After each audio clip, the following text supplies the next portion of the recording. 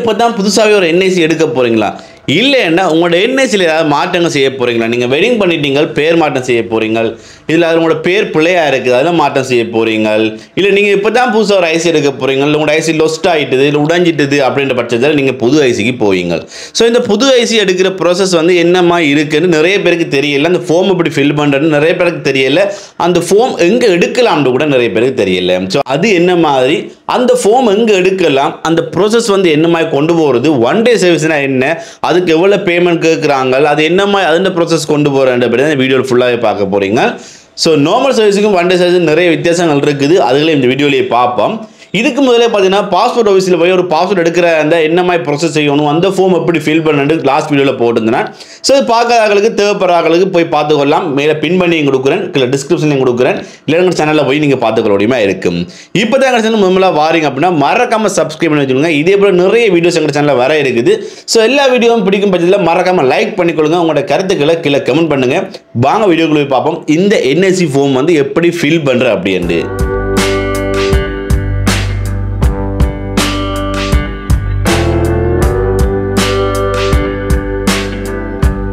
இப்போ பார்த்தீங்கன்னா நார்மல் சர்வீஸில் நீங்கள் வந்து என்எஸ்சி எடுக்கிறதா இருந்தாலும் சரி, இல்லை ஸ்கூலில் போய் நீங்கள் வந்து என்எஸ்சி எடுக்கிறதா இருந்தாலும் சரி, உங்களுக்கு வந்து பேப்பர்லாம் தாராங்க. அந்த கார்டு அண்ட் ஆப்ஷன் வந்து வேற இல்லை. அந்த கார்டில் நீங்கள் வேணுமென்ற பட்சத்தில் நீங்கள் ஒன் டே சர்வீஸ் போட்டு நேராக கொழும்புக்கு தான் போகணும். ஸோ அப்படி போகிற பட்சத்தில் உங்களுக்கு வந்து அந்த கார்டில் வந்து உங்களோட என்எஸ்சி நீங்கள் பெற்றுக் கொள்ளக்கூடியமாக இருக்கும்.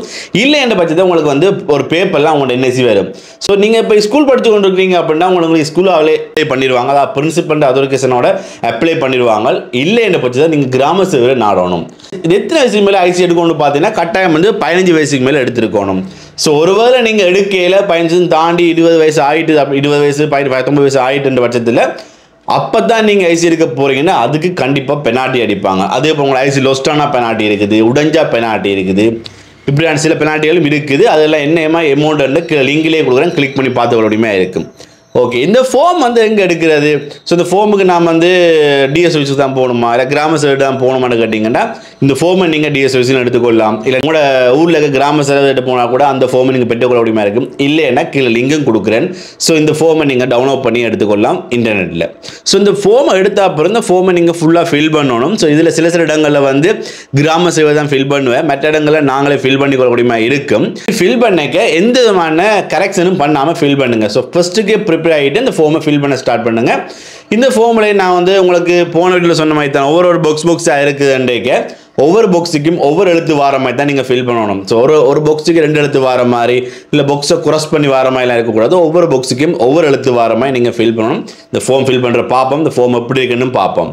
அப்போ நாங்கள் வந்து இப்போ ஃபார்ம் எப்படி இருக்கும், அது எப்படி ஃபில் பண்ணு பார்ப்போம். ஸோ ஃபார்ம் எல்லாம் ஃபில் பண்ணிட்டோம்னா அதுக்கு அடுத்ததாக இந்த ஒன் டே சர்வீஸுக்கு என்ன செய்யணும், எங்கே கொண்டு கொடுக்கணும், எங்கே பதியணும், எங்கே அனுப்பணும், என்னமான்னு பார்ப்போம். ஸோ இந்த ஃபார்ம் அப்படின்னு பார்த்தீங்கன்னா இந்த நெட்டில் போய் டெவலப் பண்ணிக்கொள்ள முடியுமா இருக்குது. ஸோ டெவலப் பண்ணால் இப்படி தான் உங்களுக்கு ஃபார்ம் வந்து ஓப்பன் ஆகுது. குறிப்பிட்ட மாதிரி தான் இந்த ஃபார்மை நீங்கள் நெட்லாம் டெவலப் பண்ண அவசியம் இல்லை. உங்களோட கிராம சைட்டை போனாலும் இந்த ஃபார்ம் வந்து அவ்வளோ முடியுமா இருக்கும். ஸோ இதுலேயே பார்த்தீங்கன்னா உங்களுக்கு வந்து மேலே நிறைய கேட்டிருப்பாங்க. இதில் நீங்கள் எல்லா இடமும் ஃபில் பண்ண அவசியம் இல்லை. உங்களோட கிராம சேவையை ஃபில் பண்ணிடுவேன். உங்களோட முடியும் பட்சத்தில் நீங்கள் எல்லா இடத்தையும் ஃபில் பண்ணுறது நல்லா. ஸோ இதில் மேலேயே பார்த்தீங்கன்னா உங்களோட மாவட்டம், டிஎஸ் பிரிவு, அதுக்கப்புறம் வந்து உங்களோட ஜிஎஸ் நம்பர் எல்லாம் கேட்டிருப்பாங்க. அதெல்லாம் நீங்கள் பார்த்து உங்கள்கிட்ட கொடுத்துக்கொள்ள முடியுமா இருக்கும். அலுவலக பாவனைக்கு கொஞ்சம் டீட்டெயில்ஸ் கொடுத்துருப்பாங்க, அது நீங்கள் ஃபில் பண்ண அவசியம் இல்லை, அதை நீங்கள் இக்னோர் பண்ணிடலாம். ஸோ அதுக்கு கீழே வந்தீங்கன்னா உங்கள்கிட்ட பேர் கேட்டிருப்பாங்க. இதில் முதலாவது பாக்ஸில் பார்த்தீங்கன்னா என்ன மாதிரி கேட்டிருக்காங்கன்னா சிங்களம் அல்லது தமிழ் மொழியில் அந்த பாக்ஸ் வந்து ஃபில் பண்ணணும். அடுத்து 2வது பாக்ஸ் பார்த்தீங்கன்னா ஆங்கில எழுத்தில் ஃபில் பண்ணணும். இது ஃபுல்லாக ஃபுல் பேர் எழுதணும், முழு பேர் எழுதணும். முதலாவது பாக்ஸில் நீங்கள் சிங்களமாக இருந்தால் சிங்கத்தில் எழுதிக்கொள்ளலாம், தமிழாக இருந்தால் தமிழ் எழுதிக்கொள்ளலாம். 2வது பாக்ஸில் கண்டிப்பாக இங்கிலீஷில் எழுதணும். ஓகே, இதில் முதலாவதில் பார்த்தீங்கன்னா உங்களோட ஃபேமிலி நேம் கேட்டிருப்பாங்க, அப்புறம் உங்களோட நேம் கேட்டிருப்பாங்க, அப்புறம் உங்களோட சேர் நேம் கேட்டிருப்பாங்க. இதை நீங்கள் ஃபில் பண்ண வேண்டியதாக இருக்கும். இதில் வந்து உங்களோட ஃபுல் நேமை தான் நீங்கள் எழுத வேண்டியதாக இருக்கும். அதாவது உங்களோட முழு பேரை தான் எழுதணும். யார் ஸ்பேஸ் வருதுன்னா அதுக்கு ஒரு எம்டிஆர் பாக்ஸை வரலாம், மற்றபடி உங்களோட ஃபுல் பேரை தான் எழுதணும். ஸோ உங்களோட நேம் கேட்டிருப்பாங்க, உங்களோட பேர் எழுதுவீங்க. சேர் நேம் இடத்துல கேட்டிருப்பாங்க, அந்த இடத்துல உங்களோட அப்பாண்ட பேரை நீங்கள் எழுதி கொள்ளலாம், இல்லை உங்களோட கணவர்கிட்ட பேர் எழுதி கொள்ளலாம். ஓகே, இப்போ நீங்கள் வந்து பேர் மாற்றத்துக்கு தான் வந்திருக்கீங்க. உங்களோட இது வரைக்குமே நீங்கள் வெட்டிங் முடிச்சிட்டீங்க. இது வரைக்கும் உங்களோட அப்பாண்ட பேரில் இருந்த ஐசியை நீங்கள் உங்களோட கணவன்ட பேருக்கு மாற்ற போகிறீங்கன்னா இந்த இடத்துல உங்களோட அப்பாண்ட பேரை தான் கொடுக்கணும். அடுத்த சேர்நேம் கேட்டிருப்பாங்க, இந்த சேர்நேம் இடத்துல உங்களோட தந்தையுடைய பேரை கொடுக்கணும். மாறியும் வந்து உங்களோட நீங்கள் வெட்டிங் முடிச்சிட்டீங்க, நீங்கள் உங்களோட பேர் மாற்ற போகிறீங்கன்னு உங்களோட கணவன்ட பேரை கொடுக்க தேவையில்லை. ஸோ அதுக்கு கீழே திரும்ப ஒரு கேள்வி கேட்டிருக்காங்க. ஸோ இந்த இடத்துல வந்து உங்களோட அப்பாண்ட பேர் தான் கண்டிப்பாக வரும். அதுக்கு கீழே வந்து ரெண்டாவது பாக்ஸ் வந்து இதில் வந்து ஆங்கில எழுத்தில் எழுதணும், எல்லாமே பெரிய கேபிட்டல் எழுத்தில் வந்து எழுதணும். ஸோ முதல்ல எழுதின மாதிரி தான் அதே இதை நீங்கள் இதில் எழுத வேண்டியதாக இருக்குது. உங்களோட முழு பேர் எழுதுவீங்க, உங்களோட பேர் எழுதுவீங்க, அதுக்கு பிறகு தந்தையின் பேர் இடத்துல உங்களோட அப்பாண்ட பேரை கேபிட்டல் இலக்கத்தில் ஃபுல்லாக எழுதுவீங்க. ஒவ்வொரு பாக்ஸுக்கும் ஒவ்வொரு எழுத்து வார மாதிரி நீங்கள் ஃபில் பண்ணுவீங்க. ஓகே, இது கீழே மூன்றாவது பாக்ஸை பாருங்கள். அடையாள அட்டையில் தோன்ற வேண்டிய பேர். இப்போ நீங்கள் வந்து பேர் மாற்றம் செய்ய தான் வந்திருக்கிறீங்க இன்றைக்கு. உங்களோட அடையாள அட்டையில் என்ன பேர் வந்து மாறுது, என்ன பேர் வந்து தெரியணுன்றதை வந்து இந்த இடத்துல நீங்கள் ஃபில் பண்ணணும். ஸோ இந்த இடத்துல பார்த்தீங்கன்னா நீங்கள் வந்து என்ன கொடுக்கலாமாண்டா, உங்களோட ஃபுல் பேரை நீங்கள் வெடி முடிச்சிருந்தீங்க அப்படின்ற பட்சத்தில் லேடியாக இருக்கின்றீங்க, உங்களோட ஃபுல் பேரை கணவட்ட பேர் அதுக்கப்புறம் உங்களோட பேரை நீங்கள் எழுதி கொள்ளலாம். இதில் தந்தை பேர் கிட்ட இடத்துல உங்களோட கணவட்ட பேர் எழுதி கொள்ளக்கூடியமே இருக்கும். ஓகே, ஸோ அது கீழே வந்தோம் அப்படின்னு பார்த்தீங்கன்னா போல பார்த்தீங்கன்னா இதை வந்து இன்னொரு கேள்வி கேட்டிருக்காங்க பார்த்தீங்கன்னா, அதுக்குள்ளேயே முதலாம் கூட்டுள்ள பேரில் வேறுபட்டிருப்பின் தான் நீங்கள் இது வந்து ஃபில் பண்ண வேண்டியதாக இருக்கும். ஓகே, ஸோ முதலாக கூட்டில் நீங்கள் அவங்களோட அப்பாட பேர்லேயே கொடுத்துருக்கீங்க, அதே நேரம் தான் வருதுண்டா இதை நீங்கள் எதுவுமே செய்ய தேவையில்லை. இல்லை பேர் மாற்றம் செய்ய போகிறீங்க, உங்களோட பேரில் ஏதாவது ஒரு பிழை இருக்குது, எழுத்து பிழை இருக்குது, அது திருத்த போகிறீங்க இன்றைக்கி இந்த மூன்றாவது கூட்டில் வந்து நீங்கள் ஃபில் பண்ண வேண்டியதாக இருக்கும். அதுக்கு கீழே பார்த்தீங்கன்னா நார்மலாக அவங்கள கேட்டிருப்பாங்க, நீங்கள் ஆனா பொண்ணாண்டு கேட்டிருப்பாங்க, நீங்கள் திருமணம் முடிச்சிட்டிங்களா முடிக்கலையா அது என்ன மாதிரி கேட்டிருப்பாங்க. அதே கீழே பார்த்தீங்கன்னா உங்கள்கிட்ட தொழில் கேட்டிருப்பாங்க. முந்தி பார்த்தீங்கன்னா உங்களோட ஐசியில் தொழில் போட்டிருந்தாங்க, பட் இப்போ வர ஐசியில் உங்களோட தொழில்கள் எதுலையுமே போடப்படுது இல்லை, பட் இதில் கேட்டிருக்காங்க, நீங்கள் உங்களோட தொழிலை பயிற்சி கொள்ளுங்கள். அதுக்கு கீழே பார்த்தீங்கன்னா உங்களோட பிறப்பு விவரங்கள், உங்களோட டேட் ஆஃப் பர்த், எங்கே பிறந்தவங்க எல்லாம் கேட்டிருக்காங்க. இந்த எல்லா டீட்டெயில்ஸ் எங்கே பார்த்துக்கொள்ளலாம் பார்த்தீங்கன்னா உங்களோட பர்த் சர்டிஃபிகேட்லேயே பார்த்து எடுத்துக்கொள்ள முடியுமா இருக்கும். ஸோ அதில் பார்த்தீங்கன்னா உங்களோட தேதி தெரியும், மற்ற பிறப்பு சார்ந்த இலக்கம், பர்த் இலக்கம் வந்து மேல் மூலையில் இருக்கும், 4 இலக்கம் 3 இலக்கத்தில் இருக்கும். ஸோ அந்த இலக்கத்தை நீங்கள் கொடுத்துக்கொள்ள முடியுமா இருக்கும். அதுக்கு நீங்கள் பிறந்த இடங்க இருக்குது, பிரிவு, மாவட்டம் எல்லாமே உங்களோட பர்த் சர்டிஃபிகேட்லேயே பார்த்துக்கொள்ள முடியுமா இருக்கும். கீழே பார்த்தீங்கன்னா பிறந்த நாடு, நகரம், சான்று இலக்கம் எல்லாத்தையும் கேட்டிருப்பாங்க. அதெல்லாம் கொடுத்து கொண்டு போனீங்கன்னா அங்கே வந்து வதிவிட விவரங்கள் கேட்டிருப்பாங்க. ஸோ அது உங்களோட அட்ரஸ் தான், உங்களோட அட்ரஸை நீங்கள் இதில் கொடுத்துக்கொள்ள முடியுமா இருக்கும். ஸோ இதில் பெரும்பாக ஒரு இதாக கேட்டிருக்காங்க, அந்த ஒவ்வொரு லைனுக்கும் ஒன் டைம் எழுதுங்க. சிட்டி கட்டத்தில் சிட்டி கொடுங்க, ரோட் ஸ்ட்ரீட் கட்டத்தில் ரோட் ஸ்ட்ரீட்டில் கொடுங்க, போஸ்டல் கோட் வட்டான போஸ்டல் கோட் கொடுங்க. போஸ்டல் கோட் உங்களுக்கு தெரியல அப்படின்ற பட்சத்தில் கூகுளில் போய் உங்களோட இடத்த உங்களோட டவுனை மென்ஷன் பண்ணி போஸ்டல் கோட் தேடினாலே உங்களுக்கு கிடைக்கும். அப்படி இல்லைன்னா உங்களோட பக்கத்து போஸ்ட் ஆஃபீஸில் போய் உங்களோட ஏரியாக்குரிய போஸ்டல் கோடை கேட்டிங்கன்னா அவங்களே சொல்லுவாங்க என்ன போஸ்டல் கோட் அப்படின்ட்டு. ஸோ அதையும் நீங்கள் இதில் கொடுத்துக்கொள்ள முடியுமா இருக்கும். ஸோ அங்கால வந்து அஞ்சல் முகவரி, அதாவது நீங்கள் வந்து நார்மல் சர்வீஸ் தான் போடுறீங்கன்னா உங்கள்கிட்ட இது வந்து போஸ்ட்டில் வரும், அதுக்கு அஞ்சல் முகவரி கேட்டிருக்காங்க. ஸோ இது நான் ஒன் டே சர்வீஸ் சொல்லிட்டு வரக்கூடிய இது உங்களுக்கு இதை நீங்கள் ஃபில் பண்ணி வச்சுக்கொள்ளுங்க. ஸோ அது கீழே பார்த்தீங்கன்னா உங்கள்கிட்ட நீங்கள் என்எஸ்சிஎம் மாற்றுறீங்க, என்எஸ்சிஎம் புதுசாக எடுக்கிறீங்கன்ற டீட்டெயில்ஸ் கொடுக்க வேண்டியதாக இருக்கும். அதில் கேட்டிருக்காங்க பார்த்தீங்கன்னா உங்கள்கிட்ட என்எஸ்சி காணாமல் போயிருக்குதா, இல்லை செல்லுபடி காலம் முடிஞ்சா, என்எஸ்சிக்கு செல்லுபடி காலம்ன்றதுக்கு இல்லை, ஸோ அது முடிஞ்சுதா என்னோட கேட்டிருக்காங்க. ஸோ அடையாளத்தை திருத்தம் செய்கிறக்கான்னு செய்கிறீங்களா, இல்லை சேதப்பட்டிருக்குதா அந்த டீட்டெயில்ஸ் கேட்டிருக்காங்க. ஸோ இதை நீங்கள் டிக் பண்ண வேண்டியதாக இருக்கும். துளைஞ்சிருந்தால் சேதப்பட்டிருந்தால் அதுக்குரிய பெனால்ட்டி இருக்குது, அது எக்ஸ்ட்ரா 2000 ரூபா சம்திங் வரும், அது நீங்கள் கட்ட வேண்டியதாக இருக்கும். துளைஞ்சிருந்தால் போலீஸ் ரிப்போர்ட் நீங்கள் எடுக்க வேண்டியதாக இருக்கும். ஸோ காணாமல் போயிருந்தால் அது அடுத்த ஆப்ஷன் கேட்டிருக்காங்க. காணாமல் போயிருந்தால் நீங்கள் அதுக்குள்ள போலீஸ் நிலையத்தில் வந்து முறைப்பாடு பண்ணிக்கிறீங்களா, அந்த கேஸ் நம்பர் என்ன, அது பிரிவு என்ன, அதெல்லாம் கேட்டிருக்காங்க. ஸோ அது நீங்கள் லொஸ்ட்டாக இருந்தால் போலீஸில் ரிப்போர்ட் எடுத்துருப்பீங்க, அதை நீங்கள் ஃபில் பண்ண வேண்டியதாக இருக்கும். அதுக்கு பிறகு கீழே பார்த்தீங்கன்னா உங்களோட ஃபோட்டோஸ் எல்லாம் இருக்குது, இதில் ஃபோட்டோஸ்லாம் ஒட்ட வேண்டிய தேவை இல்லை.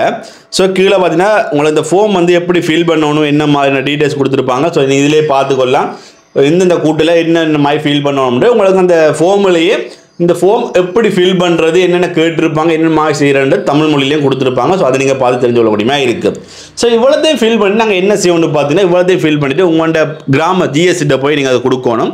கொடுக்க அவருக்கு சில ஆப்ஷன்கள் இருக்குது, அவருக்கு சில வேலைகள் இருக்குது. என்னென்னு பார்த்தீங்கன்னா உங்களோட குடும்ப கார்டு பார்த்து கேட்பார், உங்களோட குடும்ப கார்டு, உங்களோட பர்த் சர்டிஃபிகேட் ஒரிஜினல் கேட்பார். நீங்கள் வெட்டிங் முடிச்சிட்டீங்க, உங்களோட ஹஸ்பண்டை மாற்றுறீங்கன்னா உங்களோட வெட்டிங் சர்டிஃபிகேட் கேட்பார், ஹஸ்பண்டை பர்த் சர்டிஃபிகேட் கேட்பார். இவ்வளோத்தையும் கொடுக்க வேண்டியதாக இருக்கும். ஸோ இவ்வளோத்தையும் சப்மிட் பண்ணாக்க அவரெல்லாம் ஒழுங்கு பார்த்துட்டு அவரும் அங்கே கொஞ்சம் ஃபில் பண்ணுறதுக்கு இருக்கும். ஸோ அது எல்லாமே ஃபில் பண்ணி போட்டு இதோட நாங்கள் இன்னொன்று அட்டாச் பண்ணணும் பார்த்தீங்கன்னா ஃபோட்டோ. ஸோ முந்தி பார்த்தீங்கன்னா ஃபோட்டோ நீங்கள் எடுத்து ஃபோட்டோவாக கொண்டு வைங்க. ஸோ அப்படி இப்போ இல்லை, இப்போ எல்லாமே டிஜிட்டலாக மாறிட்டுது. பாஸ்வேர்டுக்கு எப்படி ஃபோட்டோ எடுப்பீங்களோ அதே போல தான் நீங்கள் ஒரு அங்கீகரிக்கப்பட்ட ஸ்டுடியோவில் போயிட்டு என்ஐசிக்கு ஃபோட்டோ எடுக்கணும்னு சொன்னீங்கன்னா ஃபோட்டோ எடுத்துகிட்டு உங்களுக்கு பேப்பர்லாம் பெறும் இந்த ஃபோட்டோ வந்து. ஸோ அந்த ஃபோட்டோவும் ஜிஎஸ்டி போய்க்க அதையும் கொண்டு போக வேண்டியதாக இருக்கும். ஸோ அதிலே நீங்கள் சிக்னேச்சர் வைக்க வேண்டியதாக இருக்கும். அதே போல் அந்த ஃபார்ம்லேயும் சில இடங்களில் சிக்னேச்சர் வைக்க வேண்டியதாக இருக்கும். ஜிஎஸ்டியில் இடங்களில் சிக்னேச்சர் வைப்பார். எல்லாம் கம்ப்ளீட் பண்ண அப்புறம் அந்த ஃபார்மை தருவேன். அந்த ஃபார்மை நாங்கள் டிஎஸ் ஆஃபீஸுக்கு கொண்டு போகணும். ஸோ டிஎஸ் ஆஃபீஸுக்கு கொண்டு போனால் அங்கே அதை வச்சு அவை சிஸ்டத்தில் வந்து பதிவினம். ஸோ சிஸ்டத்தில் எல்லாம் பதிஞ்சு முடிச்சாப்போ இப்போ இதில் வந்து ப்ராசஸில் நீங்கள் எங்கேயுமே காசு கட்ட தேவையில்லை. ஒன் டே சர்வீஸுக்கு எங்கேயுமே காசு கட்ட தேவையில்லை. ஸோ டிஎஸ் ஆஃபீஸில் போயிட்டு நீங்கள் கொடுக்கும்போது அதெல்லாம் ப்ராசஸ் எல்லாம் பண்ணி போட்டு உங்களுக்கு எந்த டேயில் நீங்கள் போயிட்டு கேட்பினோம். ஸோ நீங்கள் ஒரு ஸ்பெசிஃபிக்கான ஒரு டே சொன்னீங்கன்னா அந்த டேயை போட்டு தருவினோம்.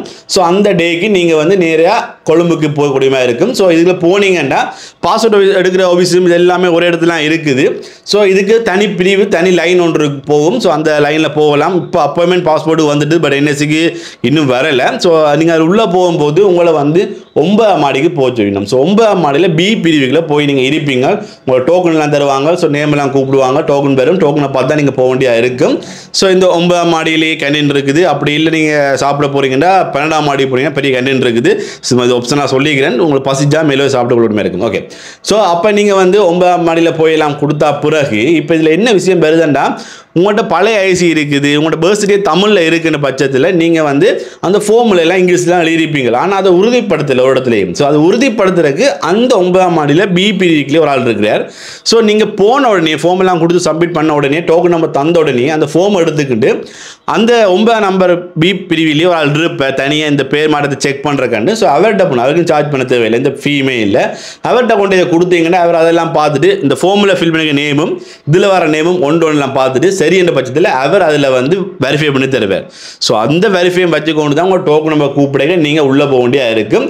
ஸோ அதுக்கு பிறகு உங்களுக்கு வந்து டிபிக்கு போக சொல்லுவாங்க. ஸோ நீங்கள் செய்யலைன்றக்க நீங்கள் திருப்பி லைனில் போய் நிற்க திரும்பி உங்களை சொல்லுவாங்க வெரிஃபை பண்ணிட்டு வர சொல்லி.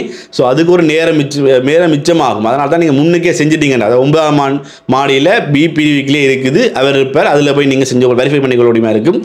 வெரிஃபை பண்ணிட்டீங்கன்னா உங்களுக்கு ஈஸியாக வேலை முடிஞ்சிடும். ஸோ இதெல்லாம் கொடுத்த அப்புறம் உங்களை வந்து டி பிரிவியில் போயிருக்க சொல்லிடணும். ஸோ டி பிரிவில் உங்களுக்கு டோக்கன் நம்பர் வளமை சொல்லப்படும். ஸோ டோக்கன் நம்பர் வந்தோடனே நீங்கள் உங்களோட என்எஸ்சியை வந்து எடுத்துக்கொண்டு வந்துடலாம். இப்போ காலமாக நீங்கள் ஒரு 7:30க்கெல்லாம் போனீங்கன்னா 12க்கெல்லாம் நீங்கள் வந்து என்எஸ்சியை எடுத்து கம்ப்ளீட் பண்ணி முடிச்சிடலாம். ஸோ இதுக்கு வந்து ஒன் டே சர்வீஸுக்கு வந்து 2500 சம்திங் வந்து சார்ஜ் பண்ணிடணும். ஸோ இந்த பேமெண்ட்டை நீங்கள் வந்து அங்கே என்எஸ்சி எடுக்கைக்கு தான் நீங்கள் பே பண்ணுற மாதிரி இருக்கும். ஸோ இதுதான் இந்த என்எஸ்சி ஃபார்ம் இப்படி தான் ஃபில் பண்ணுறது. இப்படி தான் நீங்கள் ஒன் டே சர்வீஸில் எடுக்கிறது. இப்படி தான் இந்த ப்ராசஸ் வந்து போயிருக்குது. ஸோ இப்போ நீங்கள் யாராவது என்எஸ்சி எடுக்க போகிறீங்க பெயர் மாற்றம் சேதமடைஞ்சது இருக்குன்னா நீங்கள் இந்த ப்ராசஸில் எடுத்துக்கொள்ளலாம். யார்கிட்ட துணைக்கு போக தேவையில்லை. நீங்கள் ஜிஎஸ்டிட்ட போனாலே மோஸ்ட் எல்லாமே ஜிஎஸ்டியை ஃபில் பண்ணி தருவார். அப்படி இல்லைன்னா நான் சொன்ன மாதிரி இவ்வளோ டீட்டெயில்ஸும் ஃபில் பண்ணி போட்டு ஜிஎஸ்டியை கொடுக்கும்போது ஜிஎஸ்டி உங்களுக்கு வந்து கம்ப்ளீட் பண்ணி தருவார். அப்புறம் டிஎஸ் சர்வீஸ் அதுக்கப்புறம் நீங்கள் அப்பாயின்மெண்ட்டை போட்டு கொழும்புக்கு போனீங்கன்னா சரி. ஸோ இப்போ உங்களுக்கு விளங்கி இருக்கு இப்போ என்எஸ்சி நம்பரில் என்எஸ்சி ஃபார்ம் வந்து எப்படி ஃபில் பண்ணி எடுக்கிற அப்படின்னு. ஸோ இந்த வீடியோ விளங்கி இருக்கு பிடிச்சிங்கன்னா மறக்காமல் லைக் பண்ணிக்கொள்ளுங்க. உங்களோட கருத்துக்களை கீழே கமெண்ட் பண்ணுங்கள். இது மேலும் வேறு என்ன தகவல் தேவை என்றதையும் கீழே கமெண்ட் செக்ஷனில் பதிவிடுங்க. அடுத்த வீடியோ அதுவாக கூட இருக்கலாம். நன்றி.